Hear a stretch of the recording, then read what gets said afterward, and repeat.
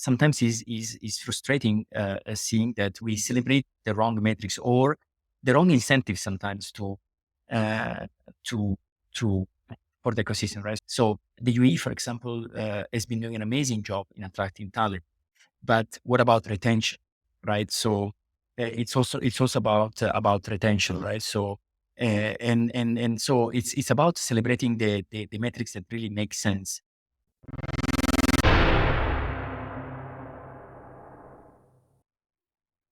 That was the voice of Roberto Croci. Roberto is the Director of Value Creation and Transformation at the Saudi Public Investment Fund, PIF.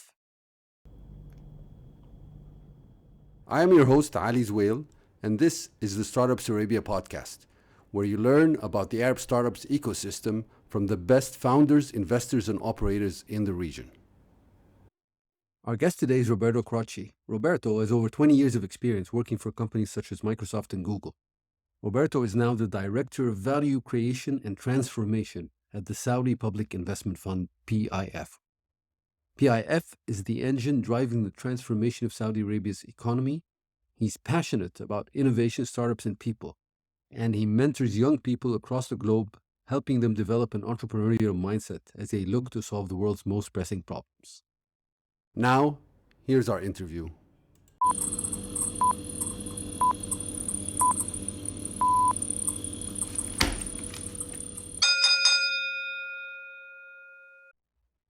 Welcome to the Startups Arabia podcast. My guest today is Roberto Croci, and Roberto is currently responsible for innovation and transformation in the PIF of Saudi Arabia. But he has been a force in the ecosystem, in the regional ecosystem, for quite a while now. Whether during his time at Google or at Microsoft, and now at PIF, Roberto is always engaging in the ecosystem. He has a unique insight, and he has helped so many startups. And it's my pleasure to host him today on the podcast. Welcome, Roberto. Thank you so much, Ali. It's an honor and a pleasure being with you today and with the audience, of course. Thank you. So maybe we can start with the story of, how you came to focus on the world of startups in general. No, listen, there is a sort of fil rouge, if you want, in my career, right? So, well, I started my career in consulting, and then at some point I decided to leave a stressful job for what I got to know that was an even more stressful job because I joined a startup. And it was a multi-channel e-commerce retail, startup back long time ago.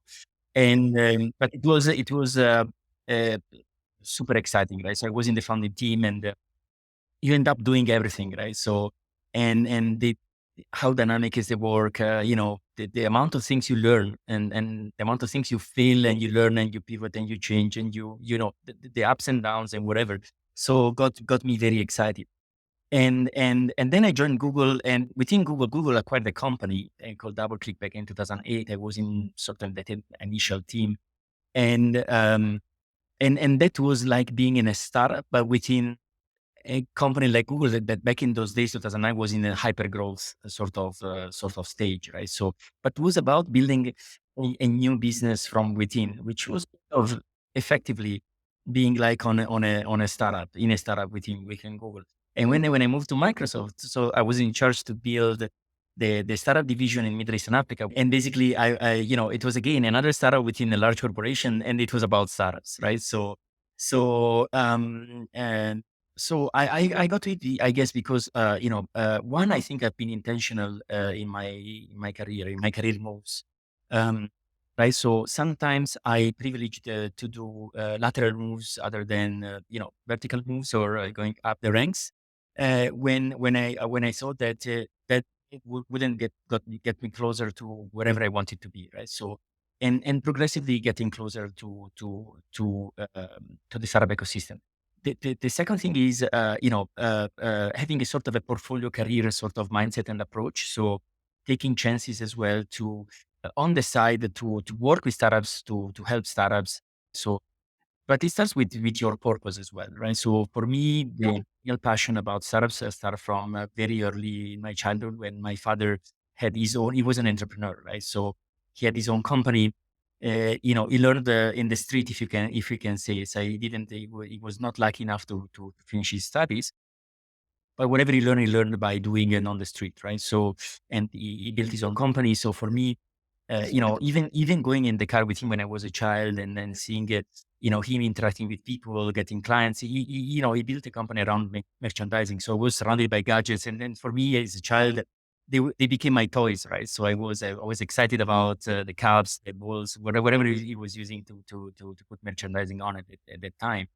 And but I saw also the attitude and the mindset of someone that is on his own. Basically, there is no playbook, right? There is no script. There is not someone telling you this is the job that you need to do and do it, right? So he's, being there around with that mindset and that sort of freedom and autonomy, if you want, but you yourself being responsible to close deals, to get clients, to understand what to sell to clients and at what price, and how to manage the logistics and this and that, right? So I've been growing up in sort of that environment, and I always wanted to, my father was probably not never able to scale the business to a size that probably he wanted to, right? So I've always and those things that I wanted to help entrepreneurs as much as I could, because I see in each of them, I see also the spirit that my father had, right? Because I grew up with that in trying to build something themselves, in trying to get their business out, in trying to scale their business, right? So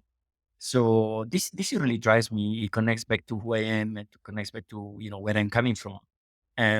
So that's why it starts with that intent and that purpose.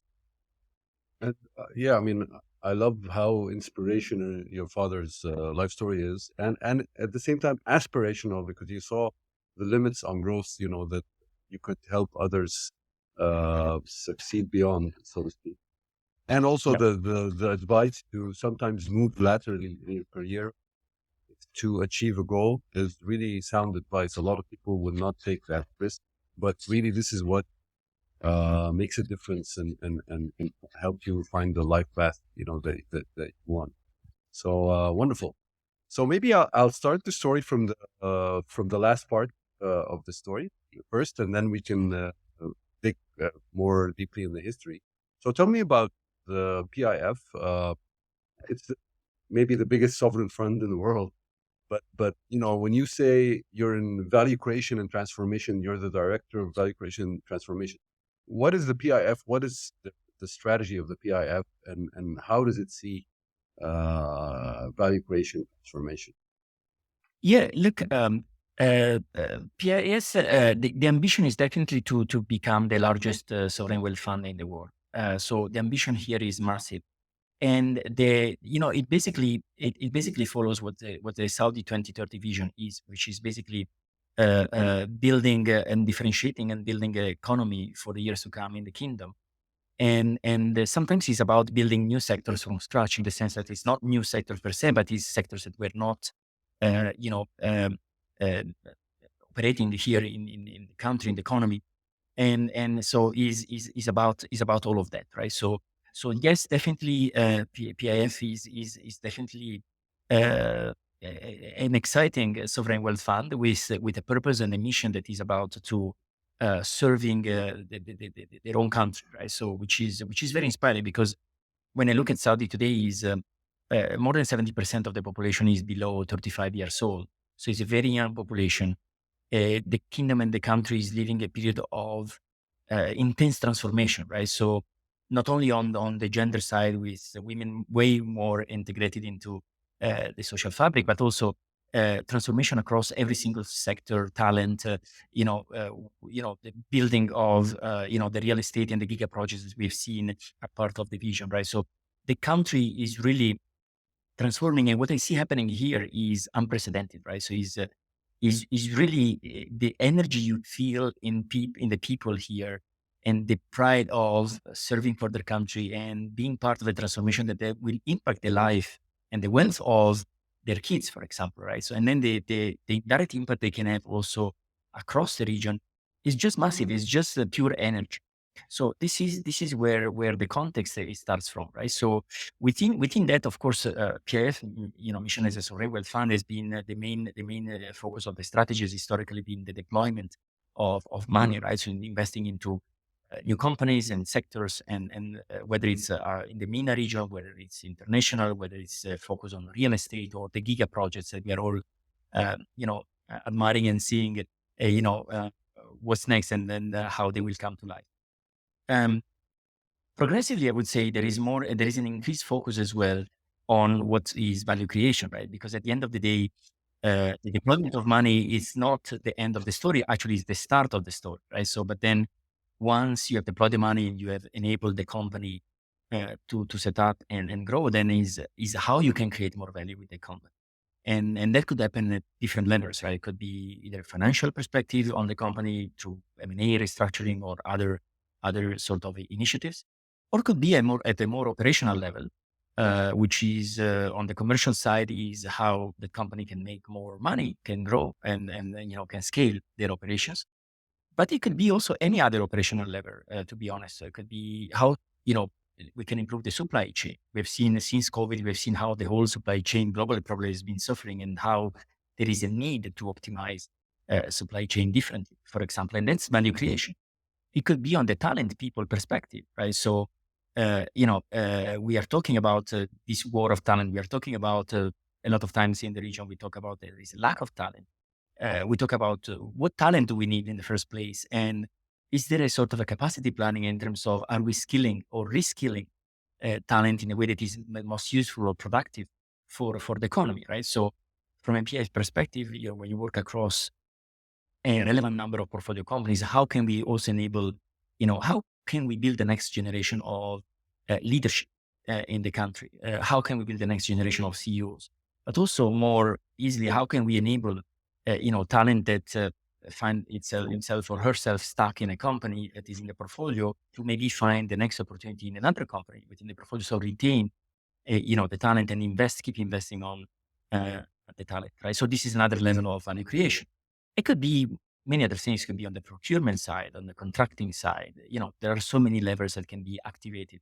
And then the real job there is to focus, right? So to really understand what's the right thing to do in a specific company, when is the right timing to do that, and things that could really move the needle and create or maximize the value creation and the total shareholder returns, right? So whether you measure it in revenues or EBITDA or enterprise value. I mean, this could be details at this stage, but what impact you are going to create.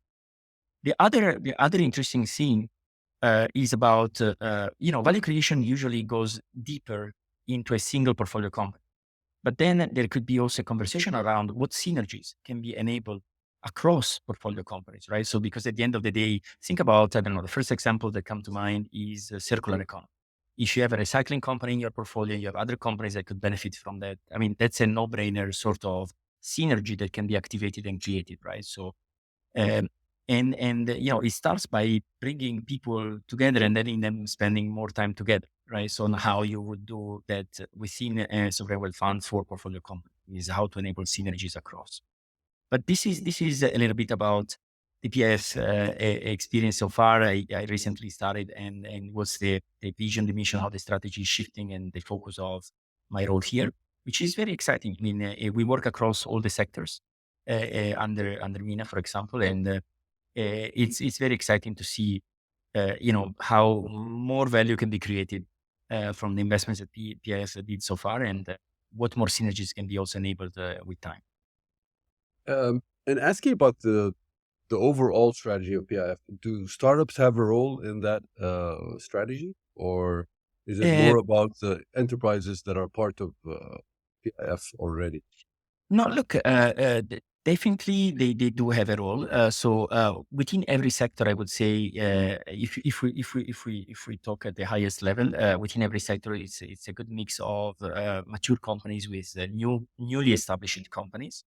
Mhm. Um, Maybe not all of these newly established companies are what we would refer to in the startup ecosystem as purely tech startups, but this is what happens within the investment vehicles. Then you also have the VC arm, right? So Sanabria, for example, is a VC that invests in early stage tech startups, and Basically, so definitely is there is an interest there in sourcing and understanding where it makes sense to support early stage entrepreneurs in building the next wave of tech, enable the startups that will be part of the economy here as well. So definitely there is a tension, appetite, and interest also towards the startup ecosystem for sure. Even if, of course, if you look in the scale of PF and the numbers, today, definitely the percentage uh, is focusing. The highest percentage is focusing on mature companies and what is Mega called products. well-established companies that are not necessarily tech startups. Right. And is because I mean, we see Saudi becoming more and more established in the startup ecosystem regionally, with not only with conferences like Leap, but also with a lot of incentives for startups to move there from other countries, and things of that sort. As you said, Saudi is progressively becoming a relevant hub because is one is attracting more startups. So one of the enabling factor of an ecosystem is the quantity, right? So definitely you need to have quantity and abundance in order to build a healthy funnel down the line, right? So Saudi is definitely attracting more startups into the kingdom in the ecosystem. And with that, with time, the quality of that startups will improve, given that uh, uh, it's not the only thing that Saudi is doing. So that there is a massive improvement as well in driving the right incentives for startups, and also on the funding side. So the capital available and the smart money available, and how startups can find the right partners as well to take on their initiative. Then that's critical, right? So the availability of the quality of the startups and the availability of early stage funding are critical to ignite the ecosystem, right? And what's happening in Saudi is also you see the availability of international players that are coming here with their programs, right? So I'm thinking about the Techstars of the world, the Plug and Play of the world, the 500 global of the world, right? So they all have programs now here in Saudi, and I'm not mentioning all of them, right? So, but there is more and more as we speak, um, more of these players coming here, setting up a headquarters here, and building their own community, and this community integrates with each other. So it's all part of the startup ecosystem, right? So all of this is positive, and is contributing to develop the ecosystem here. Um, so, I mean, going back to your kind of trajectory, maybe you started having eyes on the region remotely starting 2010. You had some roles in Google that were also overseeing this region, and then you actually moved here in 2015 to Dubai, to the region, I mean. And then you set up Microsoft for startups in the Middle East and Africa region. So you've had like the chance to really engage in the ecosystem gradually more and more.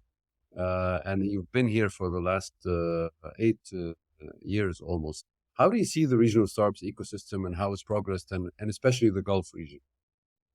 Yeah, this is an amazing question, Ali. Look, as you said, yes, I've been involved in the region since a long time now, right? So, and I have to be honest, I fell in love with the region. So when I was at Google, I was overseeing an even larger region, which an emerging markets at the time was called emerging markets, was part of that. But instead of then setting up things, across that region and then moving on probably to the US, I decided, I asked it to be relocated to Dubai to be more focused on emerging markets. I love the diversity of cultures in the region, the demographics of the region, right? So the hope with young population, where technology could have played a role to create more jobs, to give more opportunities to really change the game and drive economies in a different direction, right? So all of that was exciting. So that's part of the reason why I decided then to move to this region and invest in my career and my life as well in this part of the world, because I really believe there is a huge potential here. So and with that, the ecosystem itself changed a lot, right? So when we talk about the startup ecosystem in the region, we are not talking about history, a long time ago, even if time flies and it feels like yesterday. But we are talking about a more recent history, to be very honest, right? So even the most influential VCs in the region they trace back to probably no more than 10 years ago, right? So, and some of them are still at the second or third fund, so they don't have track record as you would find in VCs in other parts, in more mature ecosystems. But that's also very interesting because you've seen the trajectory of how, you know, from a very nascent ecosystem, how things have been evolving and what have been the components that have been driving that evolution. It has been very interesting to me to observe how government, for example, in this part of the world, played a critical role and is playing a critical role in driving this ecosystem, right? So, and it starts from the appetite and the vision of shifting the whole economy from oil to knowledge based.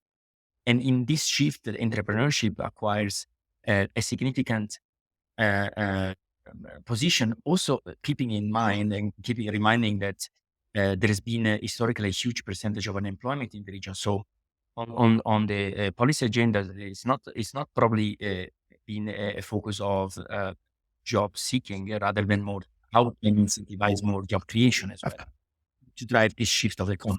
So, Mhm. so entrepreneurship being very relevant, and government being involved in shaping policies and regulations to make it easier and easier year after year, for entrepreneurs to consider this region first as a hub. So why, as an entrepreneur, you would say, why would I set my startup in Dubai if and if, right? So uh, to to be top of mind for entrepreneurs and to have them consider that as a destination. So this I've seen changing dramatically, right?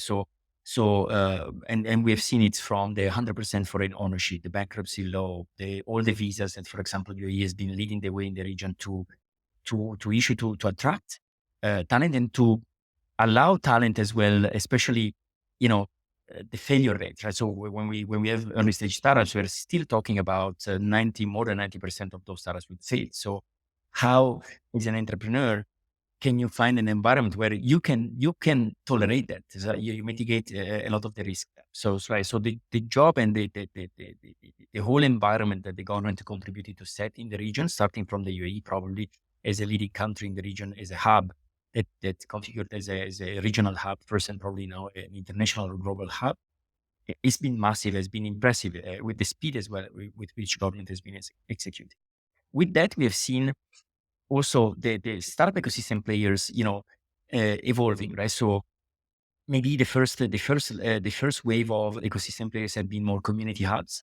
So places where the first founders in the region could find other founders and just join together and share experiences towards more incubators. So having sort also of how we can help startups get to a product market fit, right? So how we can help founders or people that have ideas to build their business and prove the fact that there is a demand for it, there is a market for that, and then get the first customers, right? So and then the accelerators, right? So accelerators that would take startups that have already proved that they have initial customers, or they don't know how to scale their business. So how to take them to the next level of. Towards today, we talk also about a lot of venture building startup studios. So how to identify needs that maybe corporations have, or needs that there could be business models that and how to have an in-house team that can de-risk a number of functions, like so the product development, the IT, the go-to-market, and so on and so forth. And then those startups incubated for a period of time while aiming them to walk on their legs after that time. So the evolution of this support in the region has been massive as well, right? So we see now that we have global players, of course, available in the region that have already been building their communities. We have players that are even differentiating probably by industry, right? So we have seen specific accelerators in certain industries or sectors, whether it's in the logistics side or whether it's in the travel, tourism, and hospitality side, and so on and so forth, or in the financial services side, for example. Um, so this has been as well very very critical to the startup ecosystem, the evolution of the startup ecosystem in the region. The other component that I've seen very active has been the regulators, right? So if I again take the example of the UAE in the region, where ADGM and the IFC have been leading the way to set regulations that would have make it more attractive for fintech companies, financial services tech companies, right? So to consider the UAE as a progressive environment where to even pilot new things and test new things before scaling, right?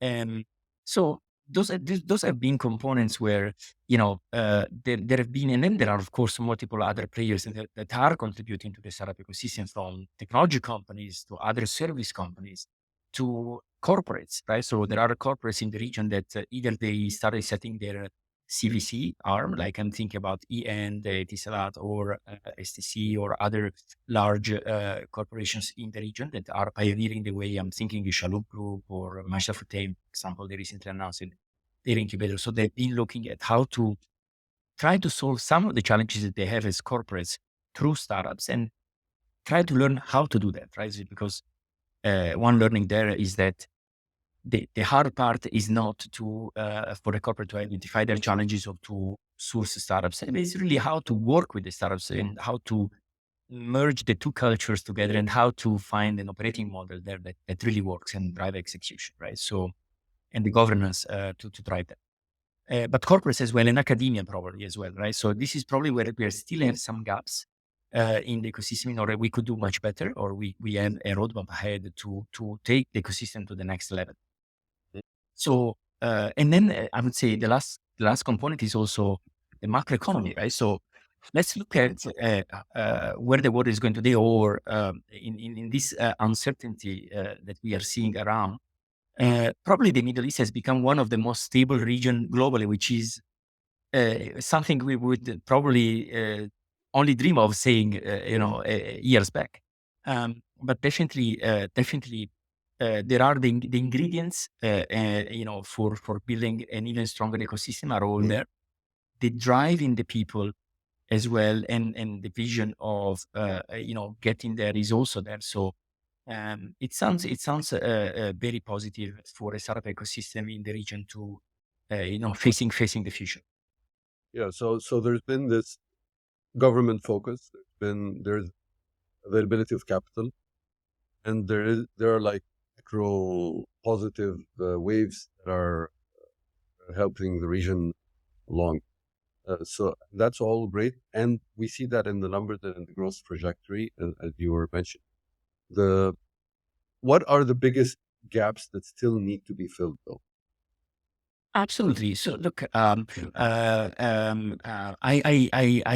that the ecosystem still has room for improvement, right? I think one gap starts with the mindset of the founders, right? So I think that historically, as we're talking about the evolution of the ecosystem, historically we have seen a number of startups in the region. I mean that were more copycats or Me Too version of business models that proved to be successful elsewhere.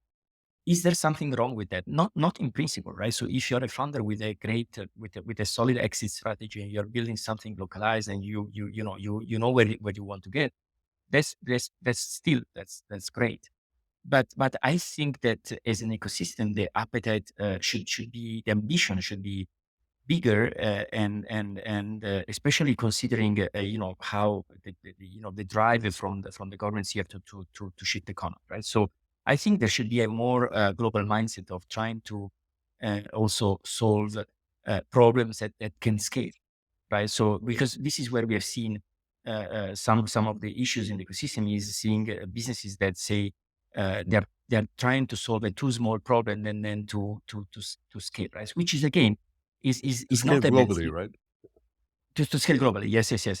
Yep. Because it's not a bad thing per se, but sometimes there have been probably a number of startups that were not trying to solve the real problem, or problems that were too small, and then that's a different sort of thing, right? So when we talk about startups, we are thinking about businesses that can solve problems at scale, and then can then justify also VC funding, right? So to sustain that scale, and then to drive the impact across a large number of people. And then for that, you need to have founders that come with also a different mindset, but really start focusing on what are the real problems that you're trying to face. Probably, and this joke is now not relevant anymore, because this shift in mindset already started. But a few months back, probably we were saying something like, "We don't need another service delivery company in the UAE because we already have many," right? So because we got a big number of startups that were trying to do probably solve similar things. So this is one. The other, but there are definitely others. So on the funding side, for example, I think that one is the government involvement or involvement with that should. I mean, there should be a government understanding where is the limit on where government can enable, funding, across the region and the ecosystem at a point where it stimulates also the private sector to start investing because they would feel that there is an incentive and a return for them as well, right? So probably there we are not yet where the ecosystem could be. Plus also attracting more also international and global capitals, right, as well to not only invest.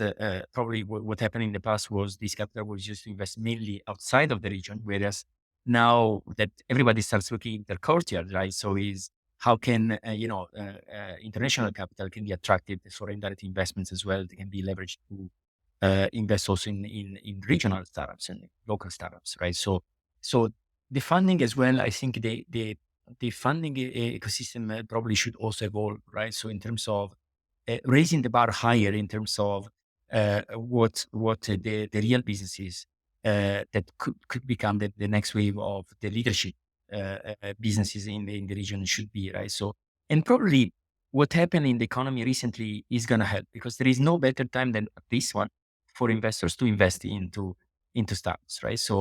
Um, so I believe that, and probably the recent facts, what they did is they made the whole thing more rational. So we've seen for some time, a focus on growth at any cost, sometimes with really no reason and with no real tangible metrics on what's the value created or the impact left by those businesses, right? But the excitement of those markets then and that took on that direction. Whereas with the recent facts, we've seen that there is definitely been a shift towards more rational investment. So, and this is, I believe, this is positive, right? So we need more businesses. I start from the fact that we are, as a humanity, as a mankind, we are facing a lot of problems, whether it's on the healthcare side of things, whether it's on supply chain side of things, whether it's education side of things. There are so many sectors where we are in need of new solutions of reimagining a number of experiences that we are going through and so on and so forth. So if you look at that, and if you look at the rationalization of the markets and the consolidation of the markets and how the focus is more on profitability now and sustainability of businesses and resilience of businesses, I only think that this is a positive shift that is happening because it will return us with the next wave of companies that will be, driving a lot of impact for stronger companies. Yes, absolutely. But this is still, I believe, this is still a gap in the ecosystem where I would love and I would envision that VCs themselves will step up and will also raise the bar in terms of what companies they're going to invest with. Probably they will factor in also some sustainability metrics on, which type of businesses is they're going to invest in: sustainable businesses, resilient businesses, businesses that are returning back also to society, right? So probably we will see more of that happening. Um, and on the academia side, I think also a lot can be done more in the region, in the regional ecosystem when it comes to research and development, which is a gateway as well to entrepreneurship, right? So some projects in research and development will kept as research and development within universities, but some other projects will find more business applications, more viable, exits into the industry, right? So we don't have much of that in the region yet. It starts with education. It starts with the education institution. So probably trying to attract people from the region that have great experiences as PhD and then come back and give back and build the next wave of PhDs in the region and keep the bar very high Yep. is a long-term plan, but is something that is probably largely missing in the region. But it's a necessary investment, I believe, longer term to evolve the ecosystem, to take the ecosystem to a level where there is more participation and more collaboration across private and public sector and academia as well.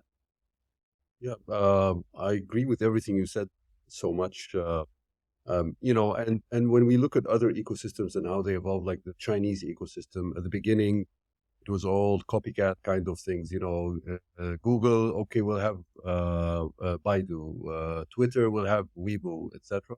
But now, with the technical skills and developing the R&D and all these things, they are now taking the lead with something like TikTok, for example, in social networking globally. Shein and Pinduoduo has nothing similar to it anywhere in the world.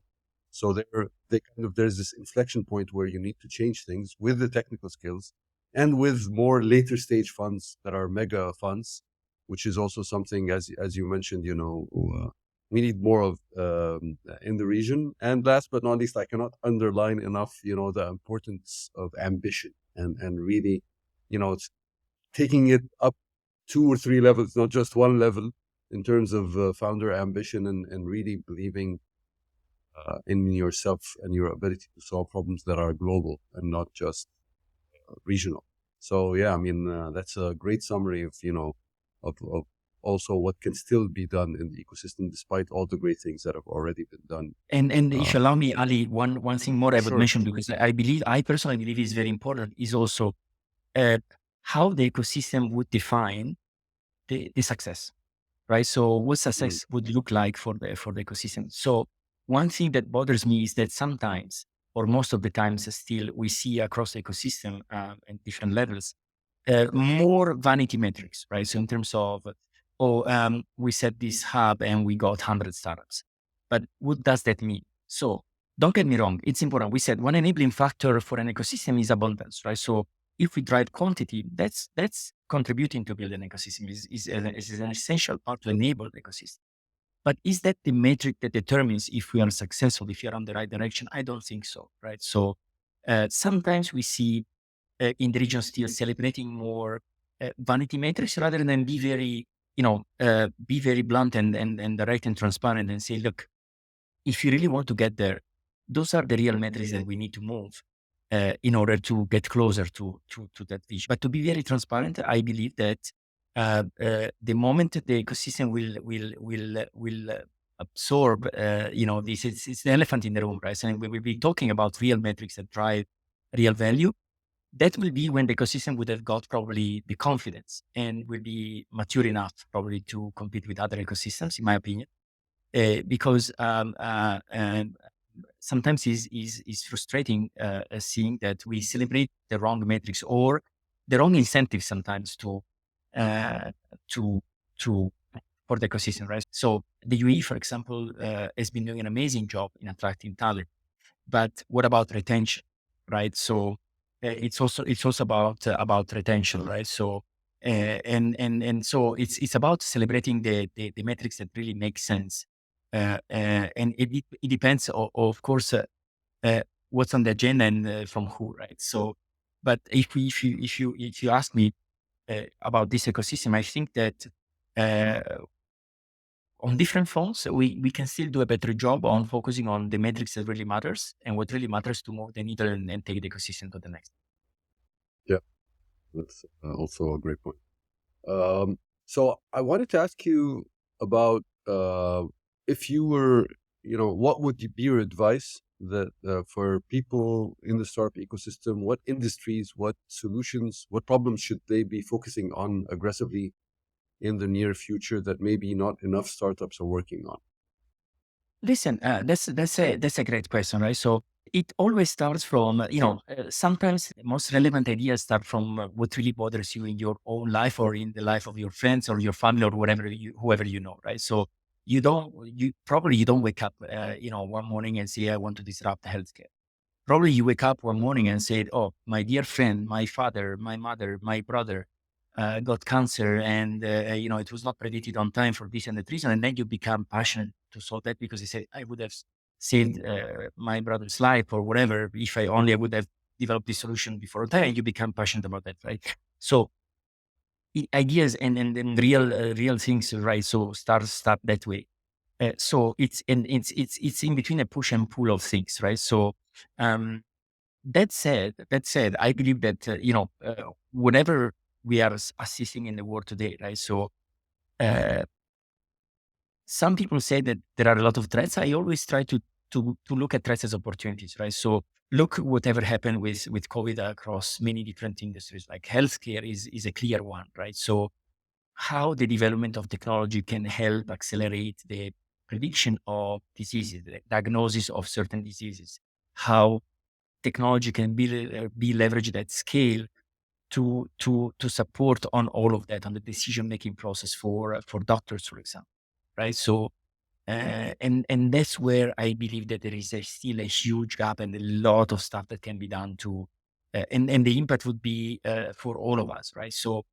Uh, sometimes it's disappointing when we talk about health tech and we see, a lot of startups are trying to solve for, connecting doctors and patients with insurance, or, but that's fine. But I believe that where technology can really make a difference is in the real hardcore of what we need as human beings in terms of um, preventing or diagnosing certain diseases and leveraging technology for the wealth of data that we can have access to try and help or assist in that, right? So healthcare, I believe, is a sector that to me will go probably through a transformation as we have seen in the recent years in financial services. Another one that I am passionate about personally is education.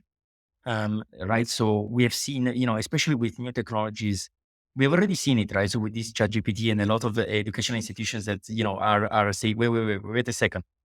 We cannot really use that here, right? It's not because even students are even cheating to try to give certain answers. But the big question is in the context of the new world, of the world where we are living in, and in the context of an education system that was set in a very different time with a very different needs.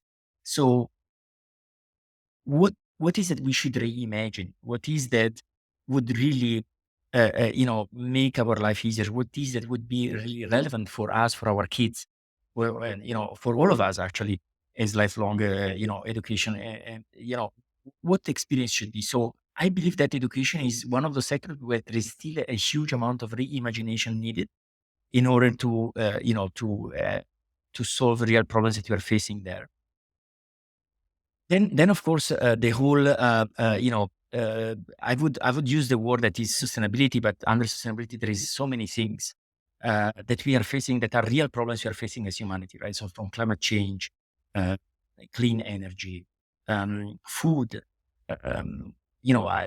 even let's take regionally. So the UAE is still importing 90% of the food, right? So with whatever crisis happened with COVID, the supply chain that got in crisis, this is a huge major issue, but also food security, right? So with all this distraction and uncertainty, having real solutions for food security are definitely a priority. Water and carbon, of course, right? So uh, there are so many things under the umbrella of sustainability, which it's too broad, right? So we always need to be very specific, and it takes time. And but I believe that uh, there will be and there needs to be a huge wave of startups and solutions to address some of the burning problems that we are facing in each one of those subcategories that we usually categorize under sustainability, right? So there is plenty of things that need to happen there. And probably I'm not talking about other sectors, but these are top of mind for me because one, I'm passionate about those, and I believe that there is so much to do there to solve real problems there that we should have enough to have a lot of startups coming out of those sectors. Yeah, it's interesting that almost it's like we've targeted more the high level needs, but the real basic needs of healthcare, education, sustainability, these really require some revolutionary solutions, and there's a big need for that. So, I mean, speaking of like looking forward, you're also a member of Capital Club Dubai and the London Technology Club. You're the head of Dubai for it. Do you make angel investments? And if yes, how do you evaluate these investments? How do you think about an investment? Yep. Yeah. Yes, that's a great question. I'm very passionate about. Yes, I'm doing angel investments. So for me, when we talk about angel investments, you're really talking about early stage entrepreneurs, early stage founders. Sometimes he's first time founders, first time entrepreneurs. So I'm passionate about it for all the reasons that I shared with you before, back to my history, my background, right? But how do you evaluate that? So listen, in my experience, when we talk about angel investing, is mainly about the people, the team, the fund.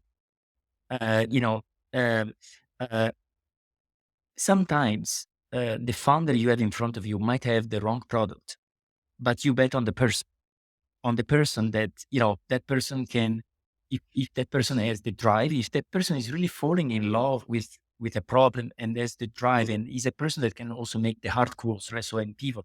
So then, of course, probably it's about some unit economics to see the model. But you see all these pitch decks with this addressable market, with this estimation of things, but angel investing, we are very early stage, right? So you don't even know, what that product look like, what you still need. You have an idea of solving a problem that maybe in the journey you understand that it's not a real problem. And you go deeper into and you go 2, 3, 4, 5, whatever layers to the root cause of, and then you maybe pivot or you maybe decided to make different decisions, right? So when you're at that stage, I would say it's a real bet on the person or people in front of you and their how much they really go and fall in love into the problem. And probably it doesn't even make sense to go that deep into a financial analysis at that stage, right? So it's mainly who is in front of you, what's the story, what's the reason why, what's the problem he's trying to solve, what's the commitment this person has, would you work with this person, right? So would you believe this person has the drive and the the morale and the characteristics to take this thing forward and to pivot and to make the changes and to survive the ups and downs of the journey. Exactly. So, how can you evaluate, since the founder is so core in the early stage investing phase, how can you evaluate the founder or founders from a pitch deck? It seems difficult. Yeah. To me, to me, the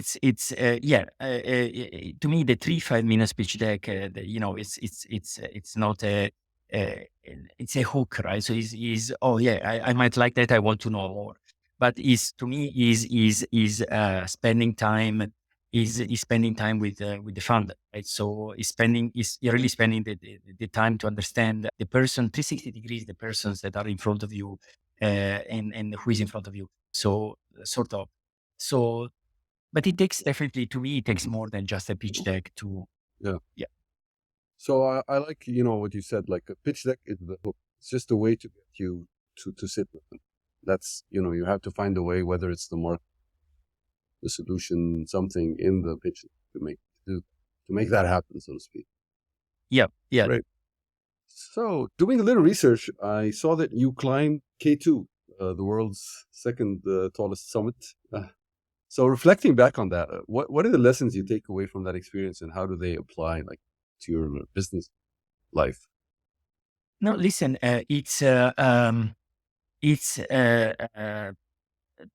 lesson learned is that, one is, that sometimes it's a sprint, sometimes it's a marathon, right? So you need to really understand, um, where you're at and what game you're playing, right? So and you're not alone in the game, right? So you know what resources you can count on. So you need to be self-aware. So let me say that is those experiences like hiking and is those experiences are humbling because it forces you to become self-aware of where are you at in the journey?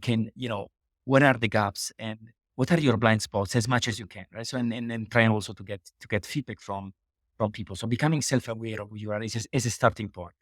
Is a starting point. The other humbling lesson is that there is nothing wrong in not having all the answers to certain things, right? So as long as you have an attitude where it's always about learning, right? So from a journey that was too hard from you and you learn how you should train differently, or whatever it is, but is accepting that especially in the world today at the complexity that we see around and the pace of things and how certain things are going that fast and say, oh, yesterday I got trained on something and today is already obsolete, right? So something like that, right? So learning how to be comfortable, not having all the answers is key, right? So because that's not the point.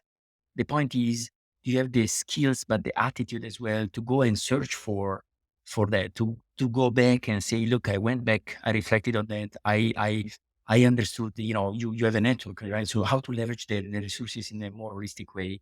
instead of you yourself trying to be, the source of every single answer and being a bottleneck or not being able to, right? So, and also being vulnerable as a leader as well is accepting what your limits are. And when you're hiring, for example, is hiring for complementarity, right? So the skills that you don't have, being humble and honest and say, look, I'm being vulnerable and saying, look, I don't have that. So I'm complementing that by hiring someone that's maybe smarter or better than me at those things because I'm not able, it's not part of uh, my background or my skills, right? So, but those experiences, when you get to close to a limit, and the nature is there to teach us all the time, right? So it's not only about hiking; it could be whatever else.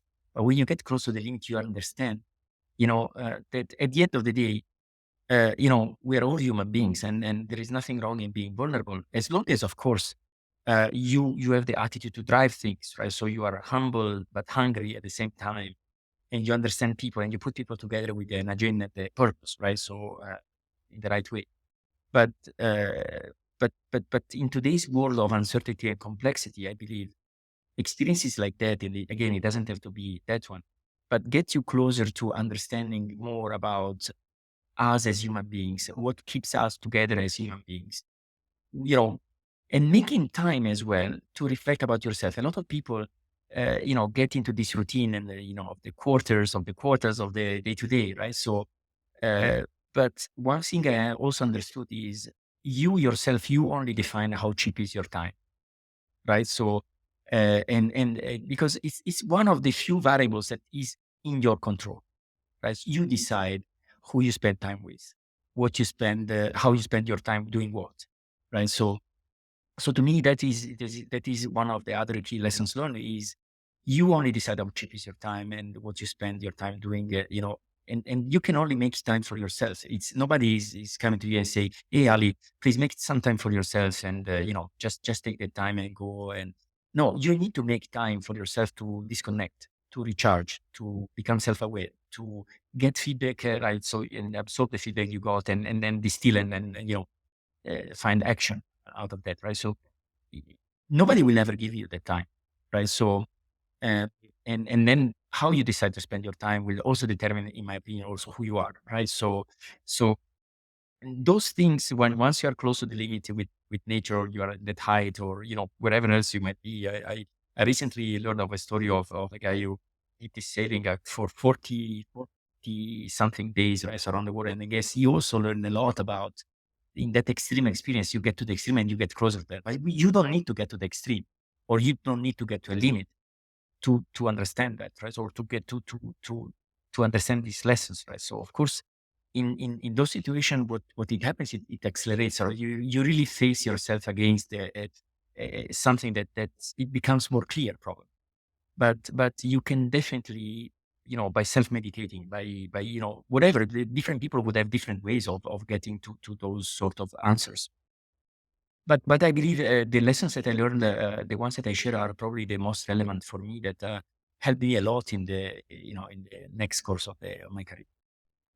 So let me move to the final part of the interview with the quick fire questions, where I ask a quick question and you can give me your answer. The first one is, what books do you like to recommend to other book or books? Look, I have a lot of books. I love reading. One book is from Clayton Christensen. Is How Will You Measure Your Life? Because it makes me think a lot, right? So there was this study from Harvard Business School where they analyzed the reasons why the main regrets that people have when they're about to die. And if you look at those regrets, is the first one is I wish I wouldn't have lived someone else's life. And the other four are mainly about the social dimension, relationships, right? So I wish I wouldn't have worked that hard. I wish I would have spent more time with my family, and so on and so forth. So relationships are key, right? So are and makes us better human beings. So this book for me is a great source of inspiration. And then I have a book from Joe Foster, because I have the luck of know him. He's the founder of Reebok, and he gave me his book, which is The Shoemaker. I mean, there is another very famous book in the startup world, which is The Shoe Dog from Phil Knight, who is the founder of Nike. Nike. And it's interesting, right? So but this one, I feel it more closer to me, because I met uh, uh, and I know him, I know Joe Foster Hmm. well, and so he also shared some of the stories that are written in the book. So whenever you meet the person, it becomes also more personal, right? So, but there are so many books about around people that build their businesses, right? So it's always interesting to dive into their story, what triggered, how they started, how they became successful, how they scaled the business. So I'm very passionate about reading those stories as well. So, second question: how do you unwind and how do you stay energized? I am a self-energizing person from the very morning. I'm a very early morning person. So from the very early morning, I try to. It's a mindset. It's a mindset. I think it's the way I look at things, right? So I try to make things as exciting for me as possible, uh, even if it's not required that they should be, right? So no matter what, right? So I try to make the situation as exciting for me as possible, or I try to build situation for myself where it becomes exciting for me, right? So for example, if you assign me a job and it is boring, I would try to stretch it or build it into an ambition that becomes exciting for me. So that gives me the energy. I say, oh, if I do that, But I think it's more a mindset, right? So trying to do things where you constantly learn but the mindset is also not giving it for granted, right? So not accepting the status quo or giving it for granted. So the mindset is, how can I make this something that I really enjoy doing? Because at the end of the day, I might be a lazy person, right? So if I see that someone is better than me at doing things, I would try to make everything that that person will do that, but build on top of each other. Right? So, but for the things that I'm responsible for, I get the energy from imagining that situation being very exciting for me, but also then of course is the purpose of that situation, right? So, if you know that by doing that thing you are going to impact to make a certain impact, then of course the energy drives for that, right? So, as we said before about why being in Saudi is because this country is changing, the transformation happening, and being part of that is self-energizing, right? So, it's a mix of those things. Yeah, mindset and purpose. Yeah, mindset and So, purpose. who do you think we should have as a guest on the podcast, especially from the UAE and Saudi Arabia? Oh, wow. I know a lot of people, so and I'm connected with a lot of people that are exciting people, right? So um, I think we should have, sometimes you know what? Sometimes we in the media we always celebrate startups, for example, when there is a round of funding, right? So, but I would love to see more stories of founders that really, what did they do? What did the achievements, right? So the impact that they are making. So this is a general consideration. Who we shall invite to the podcast next time. So well, I mean, the first person that comes to mind is I don't want to give one name though, one name Yeah, only like because just a few names that come to mind. I'm sure you'll forget many. Just the ones that uh, occur to you.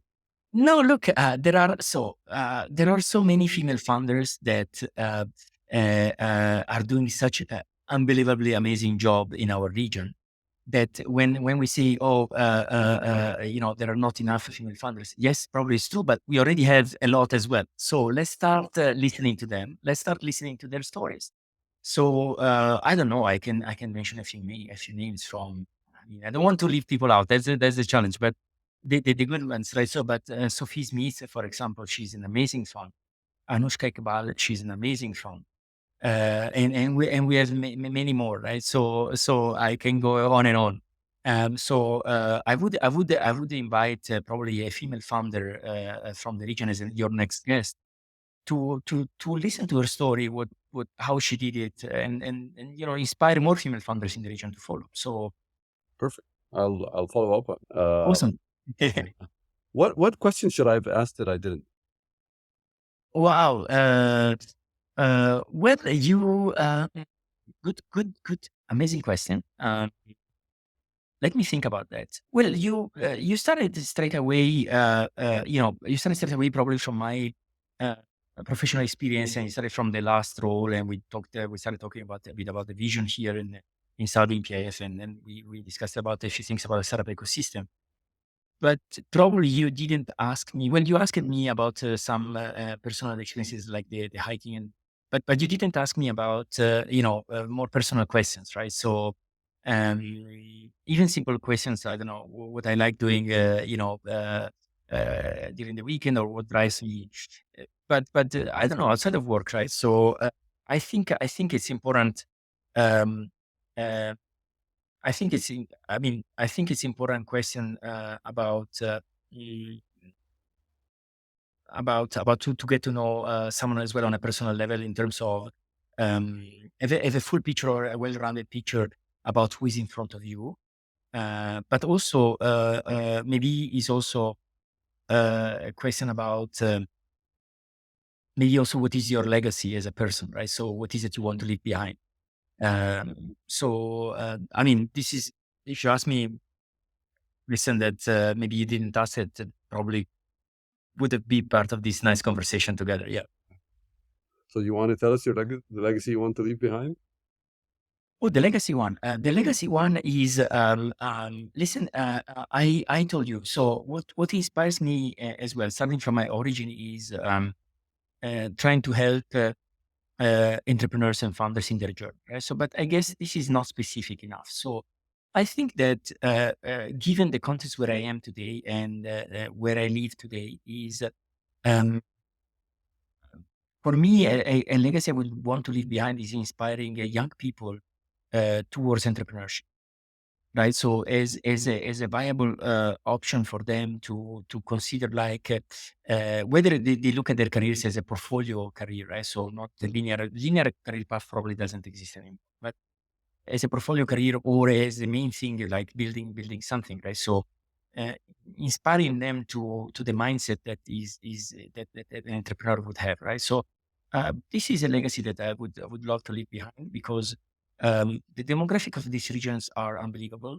So there is a young population here with a drive too, and also there has been historically this stigma in the region around this concept of the reputation and failure, right? So, and I think we need to go beyond that to enable more of the youth to take the leap of faith, and also their families to consider that entrepreneurship is required, is needed, is a great path, even if it's an experiment in the journey of someone, right? So is a step, right? So careers are long journeys, right? So um, but it's something that also requires the right mindset, because Yeah. again, we shouldn't talk about the entrepreneurs as heroes, but um, it's a tough path, and as Yeah. we know, They are there are change mostly makers, even if failures. they're There are not change heroes. makers, right? So, and we need a lot of that. We need a Yep. lot of that, right? So, yeah, that would I agree. be something I would be happy to contribute to. So, final thing, I like to always close with an gratitude. So, what is a gift someone has given you that has had a large effect on your life? Uh, yes, I'm grateful to many people. I'm grateful to many people. Um, but I am grateful to, for example, I would mention this one. I am grateful to um, a manager that I had when I was at Google, that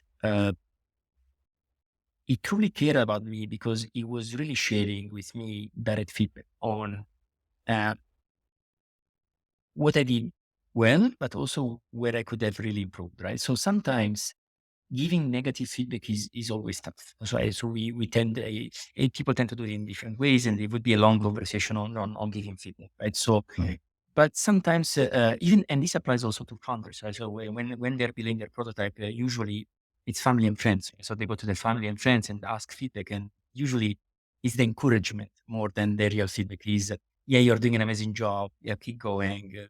Good job, great job. Blah, blah, blah. Is that help for the person? Probably not. So finding someone in your life that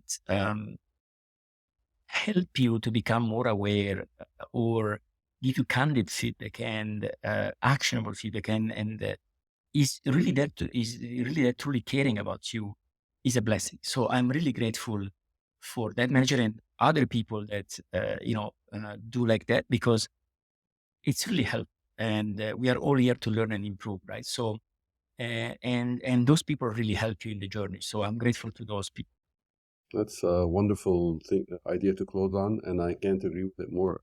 Really, when so-called negative feedback is coming from a place of love, it's Mhm. coming from a place of helping really want someone to improve. Yep. It makes a very big difference in their career, and it's an important thing. So, Yep. with that, Roberto, thank you very much for your time today. I really appreciate it, and I really appreciate your view on the ecosystem, and where it should be. And lovely having you.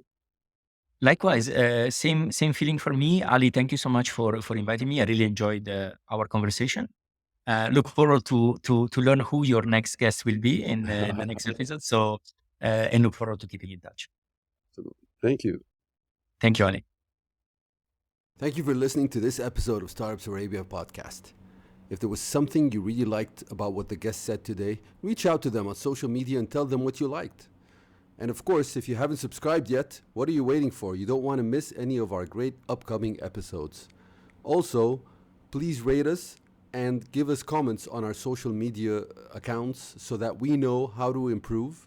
And also tell us what you like. We don't mind hearing that either. Until next time, this was your host, Ali's Whale.